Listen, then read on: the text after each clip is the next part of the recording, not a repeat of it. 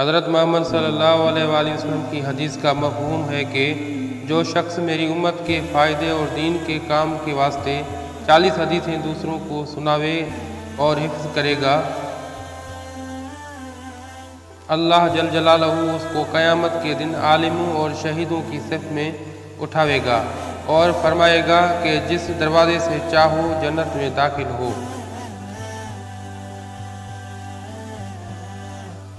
اعمال کا دار و مدار نیت پر ہے۔ مسلمان وہ ہے جس کے ہاتھ اور زبان سے دوسرا مسلمان محفوظ ہو۔ چغل خور جنت میں داخل نہ ہوگا۔ پاکیزگی ایمان کا حصہ ہے۔ آدمی کا چچا اس کے باپ کے مانند ہے۔ میں اور یتیم کی کفالت کرنے والا جنت میں ساتھ ہوں گے۔ تم میں اچھا وہ ہے جس کا اخلاق اچھا ہو۔ دنیا مومن کے لیے قید خانہ اور کافر کے لیے جنت ہے۔ جو رحم نہ کرے اللہ اس پر رحم نہیں کرتا۔ مسلمان اور کافر کے درمیان نماز فرق کرتی ہے۔ رشتہ داری کاٹنے والا جنت میں داخل نہ ہوگا۔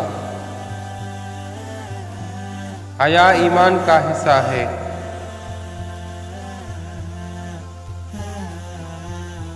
اللہ کے نزدیک سب سے پسندیدہ عمل وہ ہے جو دائمی ہو اگرچہ تھوڑا ہو۔ جب تم حیا نہ کرو تو جو چاہے کرو۔ مسلمان مسلمان کا بھائی ہے۔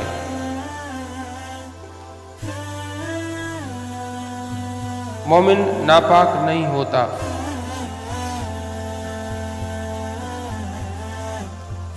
اس گھر میں رحمت کے فرشتے نہیں آتے جس گھر میں کتا یا تصویر ہو۔ کسی پر ظلم قیامت کے دن اندھیروں کا سبب ہوگا۔ ٹخنوں کے نیچے جتنا کپڑا ہوگا اتنی جگہ جہنم میں جائے گی۔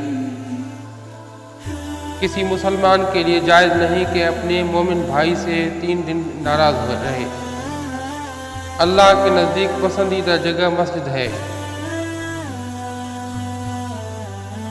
اپنے قریب المرگ لوگوں کو لا الہ الا اللہ کی تلقین کرو۔ تم میں سب سے بہتر وہ ہے جو قرآن پڑھتا ہے اور پڑھاتا ہے۔ سورہ قل هو اللہ احد 1/3 قرآن کے برابر اجر رکھتی ہے۔ دین سراسر خیر خواہی کا نام ہے۔ ہر نیک بات صدقہ ہے۔ میں ٹیک لگا کر کھانا پسند نہیں کرتا۔ موذن قیامت کے دن لمبی گردنوں والے ہوں گے عزت کی وجہ سے۔ راستوں پر بیٹھنے سے بچو۔ زمانے کو گالی نہ دو۔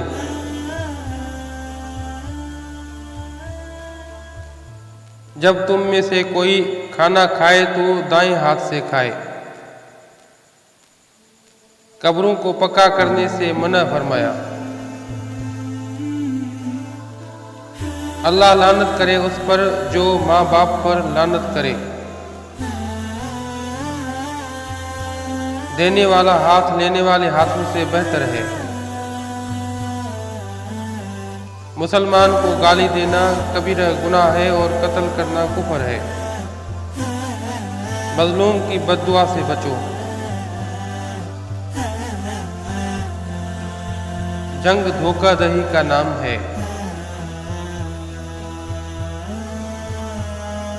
بے شک اللہ خوبصورت ہے اور خوبصورتی کو پسند کرتا ہے۔ جس نے ہمیں ملاوٹ والی چیز دی وہ ہم میں سے نہیں۔ نماز روشنی ہے۔